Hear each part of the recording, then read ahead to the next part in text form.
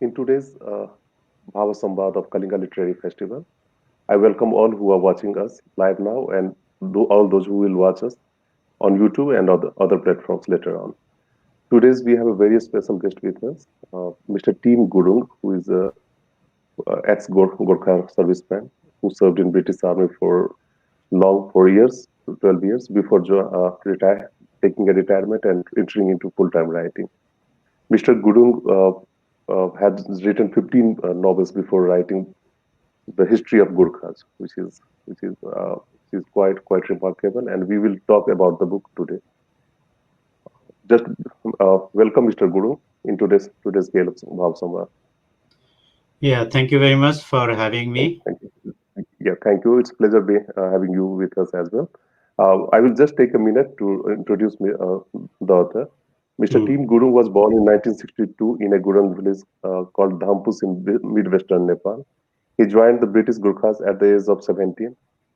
As his grandfathers and uncles did before him, uh, he served for 13 years and retired in 1993 as an army corporal. After which he became a businessman and worked in China for the next 20 years. Before his 50th birthday, Tim made a life-changing decision and became a full-time writer. And since since then, have written 15 novels. He currently lives in Hong Kong with his family. Mr. Gurung, I will start with the book first. Okay. You have written 15 novels and you have been doing quite well in the fiction genre. What prompted you to move on from that territory? Uh, I've been writing for quite a long. Then so many people ask me that why I don't write to the about the Gurkhas. Then I have to, and I've been thinking that for quite some time. Then finally, in 2017, I decided to have a go on the subject. Then I have worked on this book for the last 3.5 years. You have been living in Hong Kong, quite away from your homeland, I mean Nepal. And then exactly what made you inspired? Because you can't write a book just by listening people. There must be some reason because from your community, Gurkha community, there has been no attempts like this to chronicle the history and legacy of Gurkhas. So exactly what was your real inspiration? I think that the main reason I wrote this book was because the Gorkhas have been serving the British Crown for the over 200 years now, and it's still going very strong. And until now, I know there have been many books written about the Gorkhas, but they are mostly from the outsider. And from our community, I mean, so within from our community, I don't think there is a other book uh, Yes, on this subject. yes. Because of that, although I live in Hong Kong, we still have a quite a big number of community in Hong Kong. The Gorkhas people, Nepalese people from Nepal, and also we have our own community through we keep in touch with our community through social media. Now it's very easy. So of course. You might be living somewhere where you never forget your country. That was one reason. At the same time, I was not only the author, but I was also a guru, which is one of the main castes of Nepal that is selected for the mostly of the British army, the Gorkhas army. Also, guru. I also served in the army for 13 years. So that's why, because of that. It became kind of a obligation for me to write a book on this one because there was a gap Mhm. about this. And the most importantly, the biggest reason for me for me to write this book is because whatever we have heard about the Gorkhas until now is only about their bravery. how brave they are, how yeah, loyal they are, how good they are. That's it. Institution is not only about bravery. It also yes. has a, it also has Human, a, it's human also a side. tragedy. Yeah, this also Yes, has other yes, sides, like a tragedy, and nobody has written about that thing. So my main goal was to tell that side of the story, our side of the story. That was the main right. reason why I was Yeah. inspired to write this book. Yeah. If we look back into the history of Nepal, we see Prithvinarayan Shah as the first person who consolidated Nepal. It was a country with so many tribal communities who were fighting with each other, and they had distinctive lifestyles and patterns of governance as well in 18th century. Uh, Often it's being also said that because I have interest in real political side, that Nepal is a yam between the boulders, or no other than Prithviraj Shah had said it. That means Nepal is between India and China, which are the giants and which are quite large in the size. But if you will look on the history, Nepal has been exercising its choices, unlike the claims made by political leadership at times. And in 1793, if you have also written it in your book, at least you have given an outline, if not the detail, that British East India Company was called by Gorkha Kingdom to set up a mission there. Not only once but twice, 1793 and then 1802. But sadly, that failed with the conspiracy theories and so many other background things. So finally, that infuriated British East India Company, and then that war, fateful war, Anglo War or Gurkha War, had started in 1814 and lasted in 1816. But after seeing the bravery and soldiering capacity of Gurkhas and also that nationalistic pursuit as well, if I had to count it, then a general in British Army had advised that why not you should start a regiment and have them to safeguard our territories. Since then, the history made a different turn. But before that, Nepal was made a protectorate, as you have written in your book. And then there was a representative from India who was living in Kathmandu and was given the rank of an ambassador. I'm just asking this one that we can see 200 years of history of Gurkhas, very glorious legacy. But do you think that the things were started on a complex note and now over the years everything is specified, or do you think it has a natural culmination? As you have already said, uh, during the Anglo Gorkha War, the British has already, after seeing the Gorkhas' bravery, how they fought against them. As you know, there was the British had better weapons and artilleries and the number of 50,000, and the Gorkhas have only 12 to 14,000, and still they could hold them up for quite a long time. Because of that, Yeah, they wanted to enlist the Gorkhas in their army for a reason. yeah, But yes, and that yeah, please continue. but how it started uh, from the, I think it started on the wrong foot from the very beginning, Mm, because when the Anglo Gorkha War was fought in two phases. The first phase was just uh, during the end of the first phase, the war was already won, and the Sugauli Treaty was already signed, and they already prepared, agreed to be signed. yeah, But 1816. at the same time, two generals from both sides, General Octoloni and General Amar Singh Thapa, they agreed on signing the Gorkhas, letting the Gorkhas to enlist in the British verbally. But what happened is during the Sugoli Treaty, there is nothing mentioned about the thing, about this thing. I think it was between the two generals, and because of that, Yeah, it didn't get any legitimacy from the very beginning. And Nepal government didn't allow the Gorkhas to join the army from then on until 1885.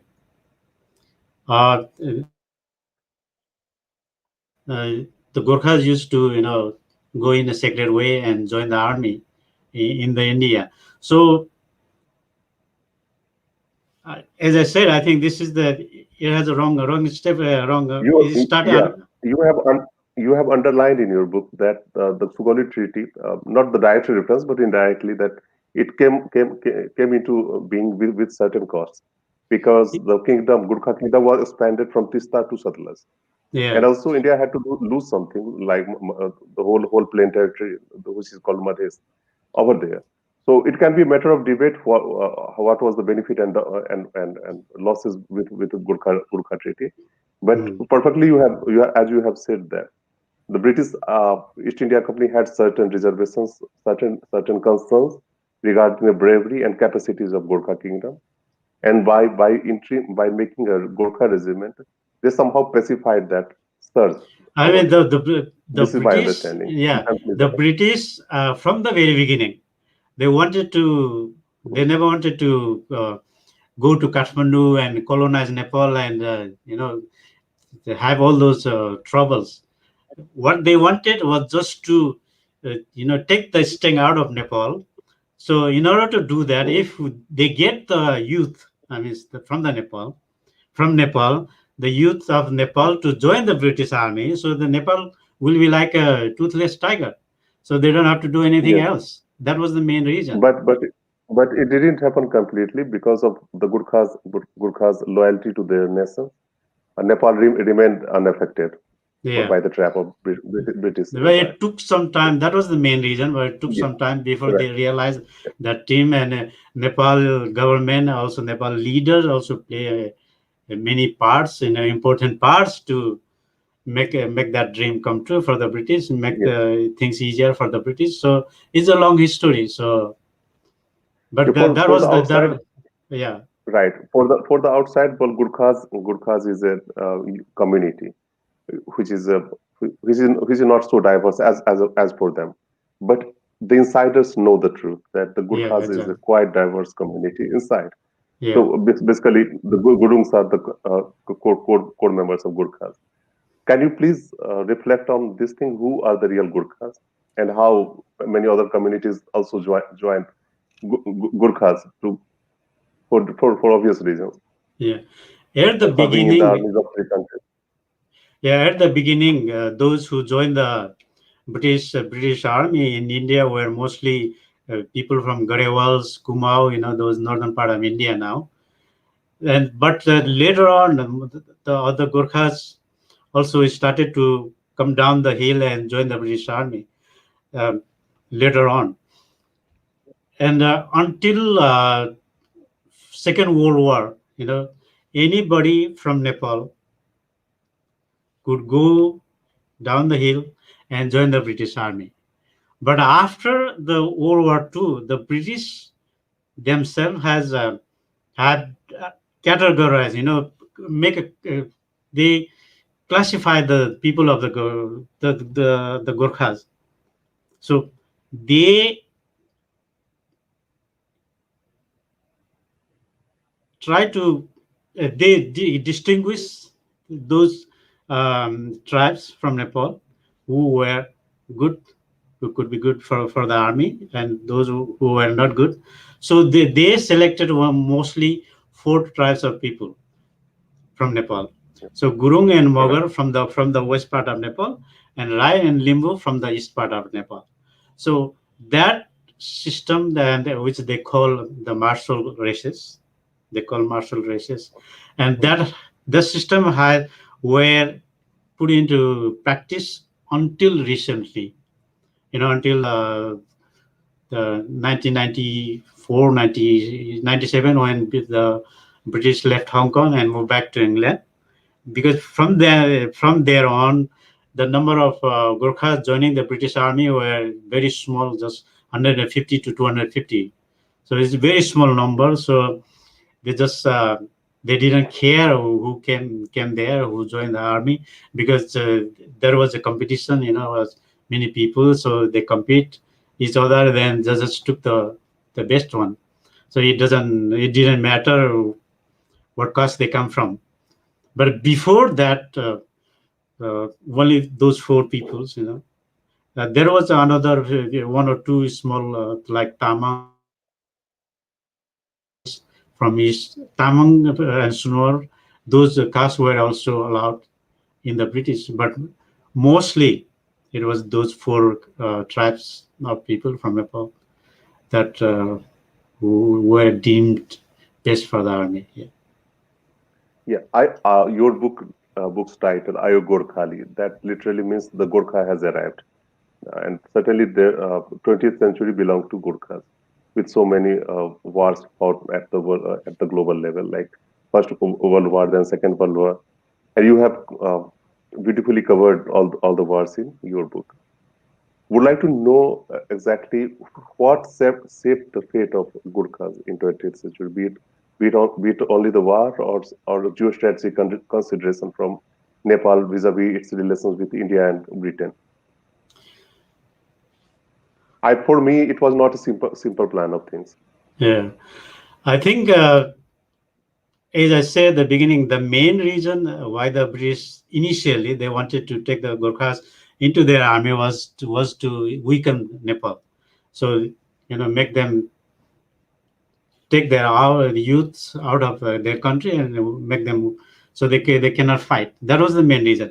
Another reason was that the Gorkhas were brave, were unbelievably loyal, also tenacity, can adopt whatever situation they have, and also they were very carefree people, very easy, laughing, and most importantly, they are brave and very loyal.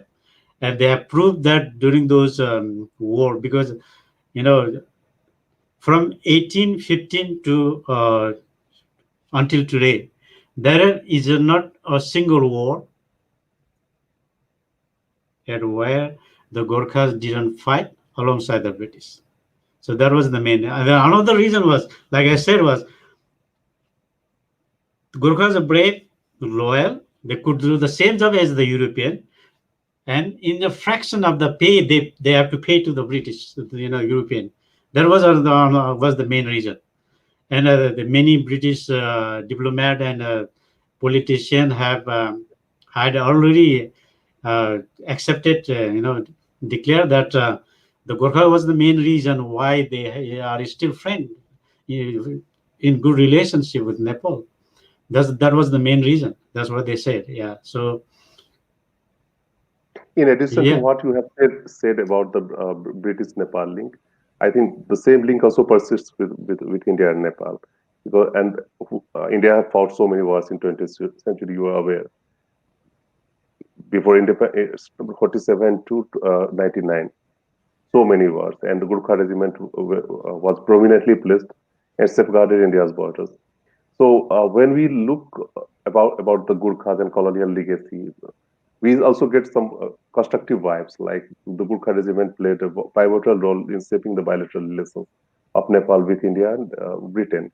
With India, the relationship has been on roller coaster for different reasons and different considerations. But despite all the odds, one thing has been sure, that the Gurkha regiment continues to play most important role in the Indian army. So this is the beauty of our ties. Similarly, the arrangement has been with Britain as well. Uh, my next question is, which is related to Gurkha justice campaigns. How effective it has been? I think at the beginning, because what happened is, as you know, the in First World War, almost 200,000 youth from Nepal joined the British. That time we had only 5 million people in Nepal. That was almost 20% of the whole youth of Nepal. And in World War II, Nepal provided 250,000. And in First World War, 20,000 people didn't return home. And Second World War, around 33,000 Gorkhas didn't come back home. Then once the war was finished, those injured, crippled, and mentally uh, distracted were just packed as a community and sent back to Nepal without the severance, and they just give a very small amount of money and just sent back to Nepal. So as you can, I heard people saying that from the Tarai of Nepal to the hill, going to the hill, the whole hill was covered with people, carrying those uh, those injured people, injured Gorkhas from the army, from the World War II. So at the same time, it also happened. There, from after World War II to 1994, two we had two cutdowns in the British Army. There was one in 1969, and another was 1994. When the 1969 was when the British Army was moving from Malaysia and Singapore to Hong Kong. Then in 1994 was when they returned to UK, and those severance pay they gave to the Gorkhas were was not very good. So because of that, by that time the Gorkhas were already aware of their rights. Until then they say nothing, just did their job, go home, die, whatever. But by 80s, 80 and 90s, the Gorkhas had this kind of feeling of injustice, and unfair and the discriminatory behavior that British applied to the Gorkhas. So they started this Gorkha justice campaign in 1990. They had few organizations, leading organization, and they normally started the campaign in Nepal. But in Nepal, the Nepal government is, they have always taken the Gorkhas for granted. For them, is not their. They act like it's not their problem at all. You know, they just Yes, don't give a give a damn about them. So I this is mean, at quite least, sad. Yes, yeah, they just need them, just use them for their diplomatic tool or something we call diplomatic currency, or whenever they need something or add money from the British or other country, they use the Gorkhas. That's it, that everybody knows that. But that happened, and they started in Nepal, but nothing happened. Then suddenly, some by luck, some uh, outside figures, public figures, especially from Britain, uh, they took the side of the British, Gorkhas. So the Gorkha Justice Campaign was able to take the fight to the British, in their to the British in their own home. So from then, only then they started to listen and they started to talk. Then finally, they got uh, they got right. the right of abort in 2009. Then from that, that was the biggest win, and from that one, they still have some grievances. The only grievances now, because what happened is after the Gurkhas moved from Hong Kong to the UK, the number was very small. They just have 3,500 now. Not that many, right? They also become a part of the British Army. They live in the UK, so they more or less they didn't have any choice other than give them the same equal treatment. So the new generation has no problem at all now. More or less the same. They get the same. But only the grievances the Gurkhas have now is the pension disparity between the uh, British and the Gurkhas soldiers, especially from those from the after World War II to 1994. between this period of Gorkha, How those who how it they is how it is different in terms of compensation scheme at, or at the method of beginning, compensation? at the beginning, it was almost 10 to 20 times.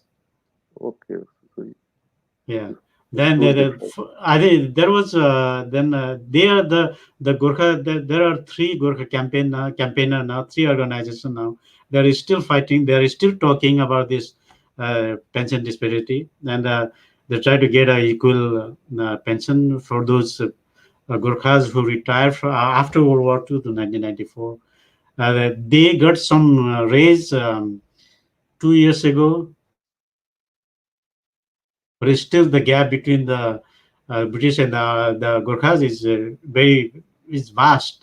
But the problem with this is not only the pension, they had a whole different system from the for the Gorkhas. The Gorkhas had the Gorkhas and the British serving in the British Army had totally two different system. That was the main reason. That's why they had Right. this problem. Yeah. Yes. To complete the story, because those who served in Indian Gurkha regiment has also faces some problem in Nepal in terms of getting their pension smoothly. But as much it's in public reckoning that the government of Nepal has created certain conditions for getting the pension at homeland. So many a times, what happened, they have to come to Uttarakhand and other places bordering Nepal, and they have to present the life certificates, etc., and then they get it. During the lockdown, it made a big news, and Oh. because I do work with an industry chamber which is quite active in Nepal, so we did certain Mhm. public advocacy on that front, and then we tried doing something where the pension was made smoother. But that was one good thing.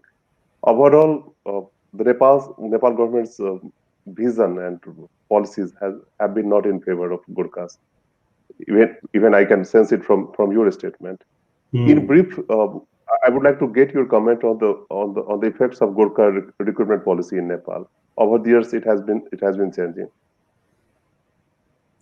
Sorry, the last I mean, I I have asked that.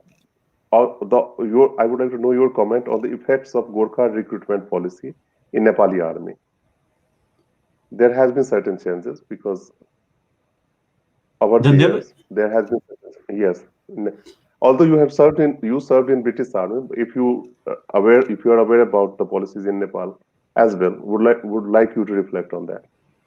for the Nepalese army. I'm sorry, I don't have that much knowledge on Okay. it because the book is written from the British and outside Yeah. Yes.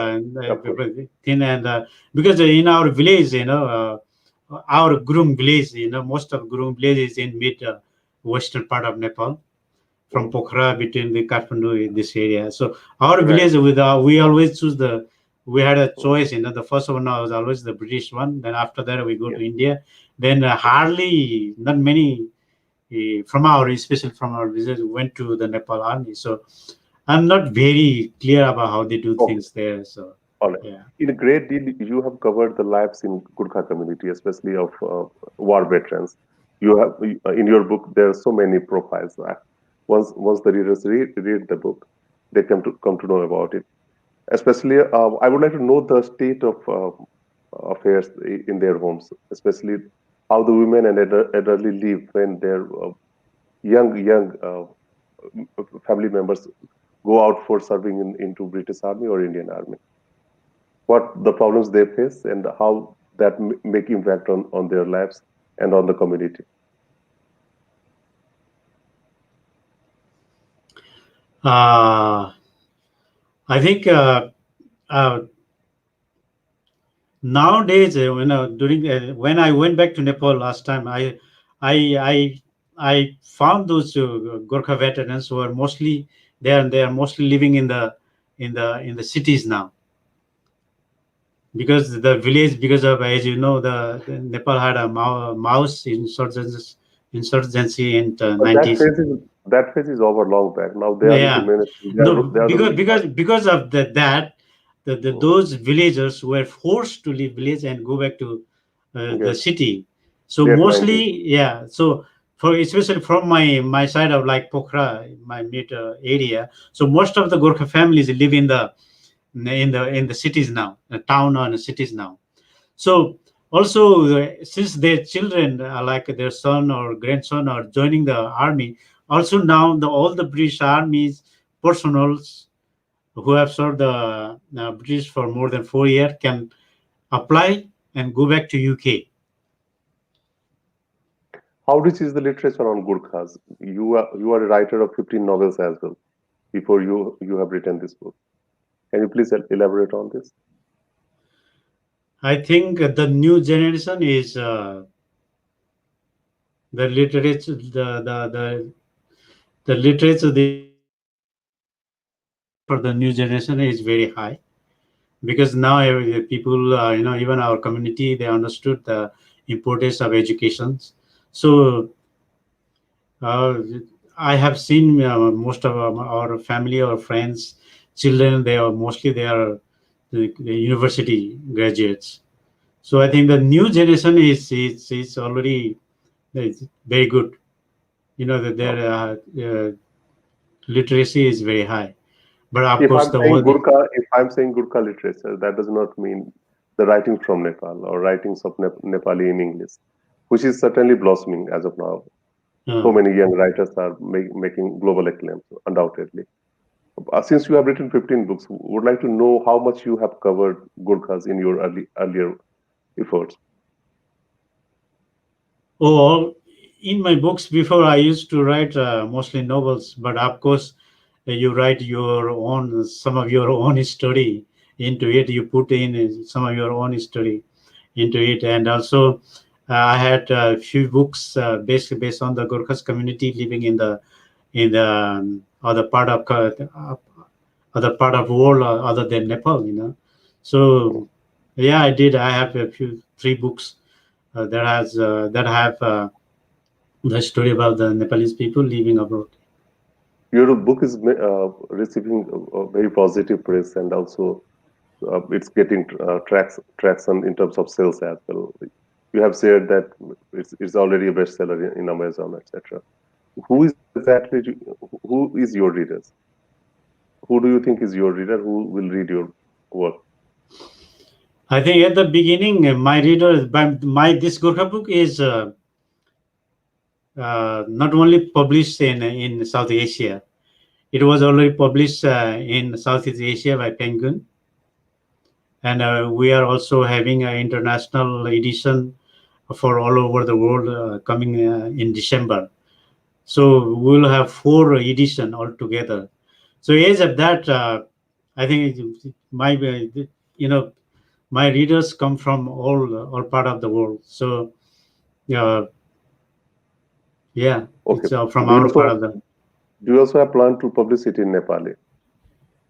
Yes, we're doing a translation now because due to the pandemic, the situation is not ideal at the moment. So we have to postpone for a while. Then I think it will come in 2021. I don't know exactly what date, but it should be there by 2021. Yeah. If your time allows, would you like to write another book on Gurkhas, and that too in non-fiction category? Actually, as as I have been working on this book for the last 3.5 years. The first book I wrote was is a non-fiction, so I had to base on the fact and so on. But in order to exploit the subject furthermore, I already finished my second book, which is a novel, but based on facts and fictions. So I have already finished writing that one, and I give it to my agent. So probably, I don't know, maybe 2 3 years, it should be in the market. How the transition has been from a Gurkha soldier, Gurkha army officer to a businessman and then to a full-time writer?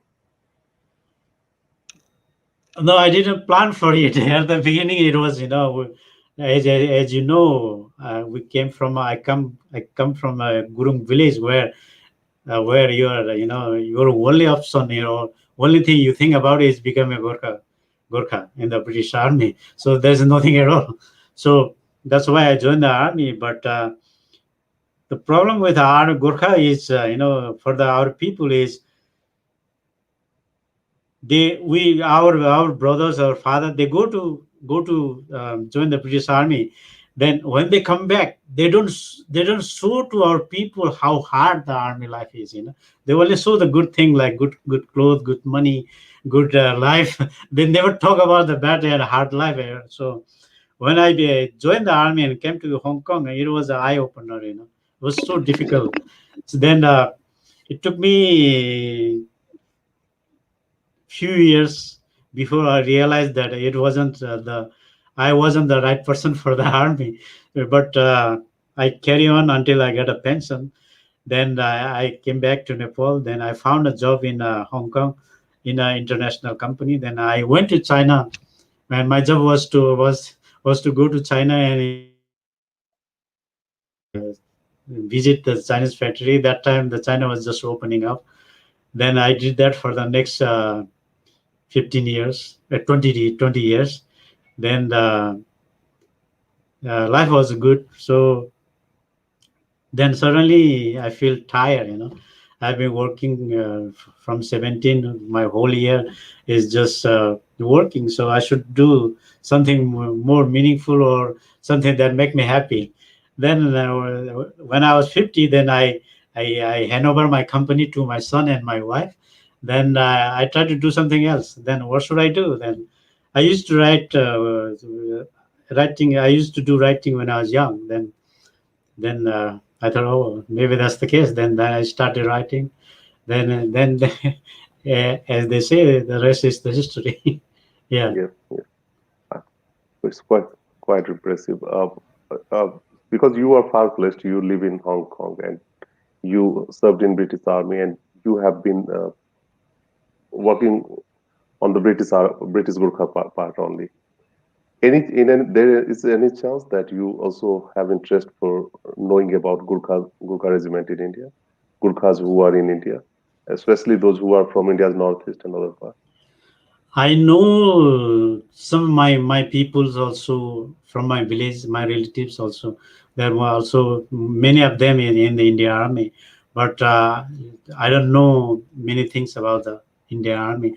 Maybe in the future, I don't know. I should do some book, but for the now, I, I don't think I am qualified to say anything because I don't know many of them. I only know, No, yeah. certainly you are qualified now because you have written a best-selling book, so the onus is on you to, to divulge so many things. But yes, No, for the Indian Army, I we'll just have, we'll give we'll give you trouble next time when you will write second book, yeah. possibly covering some aspects of Indian Gurkhas as well. But as of now, my uh, next question is related to the reforms which are needed in the British Army vis-a-vis the policies to Gurkhas and also in Nepali armies. Your take on that?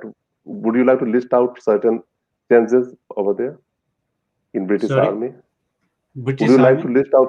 Would you like to suggest certain changes regarding the service conditions of British Gurkhas? You have said that No, they no. have been paid poorly, etc. For the British Army, I don't think there is anything now, any problem now, because it's already they have become Everything is good. very professional. Once they join, they come to our Nepal once a year. They took maximum 150, 200, 250.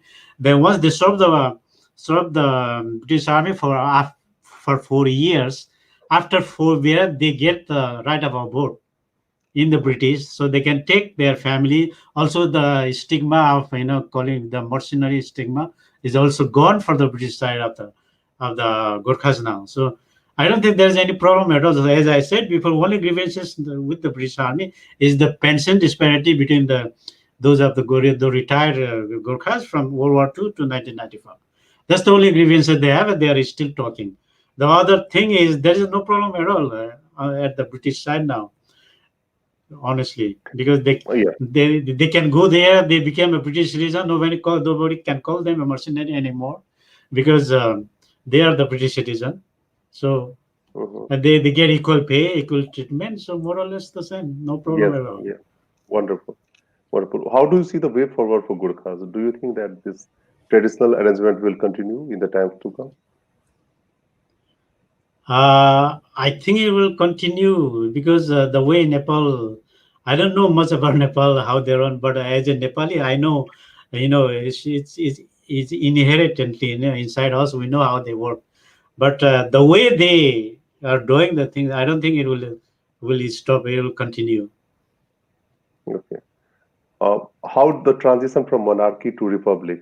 Nepal is a full-fledged democracy now, and it's a noisy democracy, I must say, and it's a quite I active don't. democracy. I, How I, I'm not sure about that one, but yeah, because you are yeah, I'm no, mostly outside. on a positive note, just wanted to know how the transition from monarchy to democracy has impacted No, Gurkhas. as far as I am concerned, I don't see any changes overall. They all look the Okay, same. same They pattern is behave the going on. same way. They do the same things, same way. The system is the same. The people are the same. So I don't see any difference at all. The Only the outbound, only right. yeah. Right. With the insurgency in 1990s, or Maoist insurgency, and also because of lack of industrialization in Nepal, I think the that's the outbound, main biggest. Yeah, yeah, the outbound migration has been very high from Nepal. You must be aware about it. And yeah, I since think so. you served in Gorkha, and Gorkhas were part of somewhere Gorkhas had a lot to do with that tendency because Nepal there was a clear gap of opportunities. If you'll compare the hands and the opportunities available in Nepal. So livelihood was always a concern over there, and Gurkha regiment Hmm. had taken step with that feeling only. Would you like to suggest certain way out how Nepal can cope with this problem to I think stop or at least check the outbound migration, which is at alarmingly high level? I I'm think the talking about the prob migration. Yes, I think the biggest problem in Nepal is the industry. They don't have any industry at all. Without industry, you cannot have economy. So without economy, you don't have job. Without job, your youth will be jobless.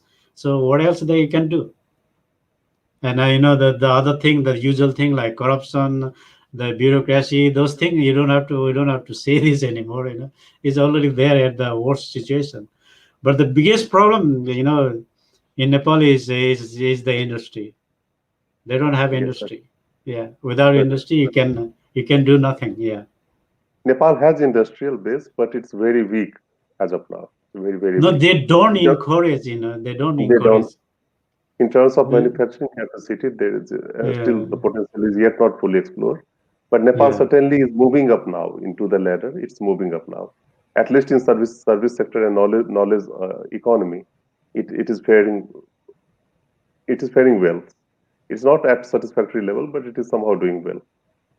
Uh, For the if they listen to it to me, Nepal mm, is not a poor country. I say it's not a poor country. I have seen Nepal from east to west yes, by myself. It's not a mm, poor country. Everything is there. I give yes, you I give you three things. Very simple. If you do it properly, Nepal can be already can change everything. There's only three things. I also read. I think I have written in the book. One is the Himalayas. yes, Second is the Lord Buddha. Third is the Gorkhas. These three are the most recognized institution within the world. If you can use them, utilize them, and do a proper industry around them, yes, and do it properly, you can create job, create economy, everything. It can be very easy, very fast. It can change the whole country very easily. But of course, Nepal is Nepal.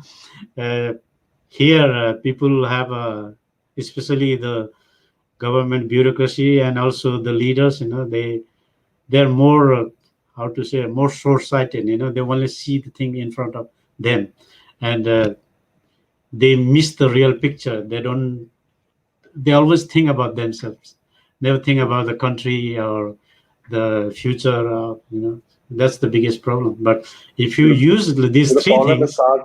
Yeah, Right. The problem starts when you start mixing up the domestic policies with yeah. with the foreign affairs as well as the Well, strategic well. affairs, and something we that is And quite it's all obvious it's in the case. yeah, it's also a mentality problem. The mentality, like I said, Nepal has has already been more than 200 years since the country has become a country.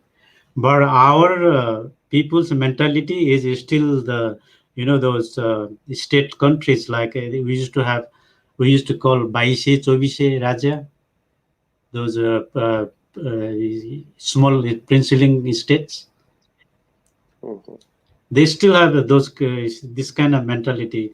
People don't think in a national way, in a Right. national or international way. This is think in a very small way. That's the biggest problem. You work for almost two decades in China, and you have been living in Hong Kong.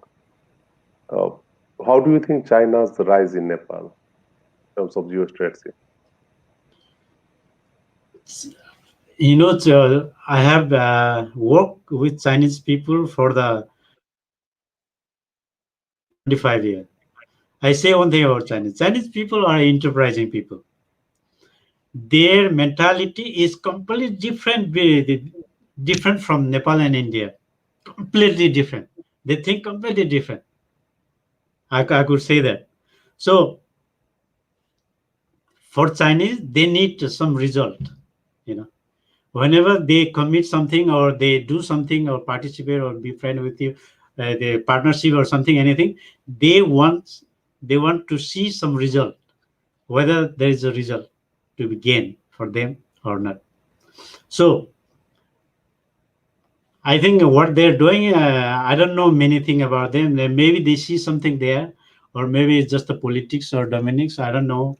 But for them, is the way they do things is totally different. But on the other way, I think what I want to say about India is India and Nepal, we have same language, more or less same religion, same custom, same tradition, and speak more or less the same language, right? Right. So and on top of that, most of everything come from China, from India and Nepal. Mostly three side of Nepal is covered by People, India. we, Everything come from uh, there. Also, because our relationship, right? most of Our Nepali relationship gets leaders, completed. Yes. Yes. most of Nepali leaders are groom and broom in India. Yes. Okay, so so if you have a bad relationship with Nepal, I think that's the biggest problem for you. You shouldn't have that kind of bad relationship, because it should be within your grasp and everything, from India point of view, because it Yeah, should be Mr. Gurung, easier I for think you. that, yeah, Mr. Gurung, I think that we can't keep romantic notion about India-Nepal relations. At the same time, we can't be too harsh about it because Hmm. we have a relationship that is shaped through interdependence.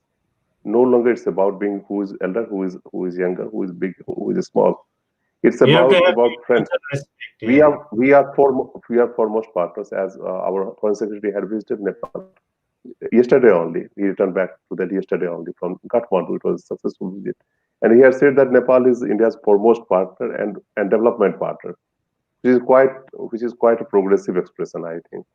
And our relationship is not transactional, like the way you have rightly mentioned that Chinese people have transactional view about the relationship as well. Hmm. They are enterprising at the same time they are transactional.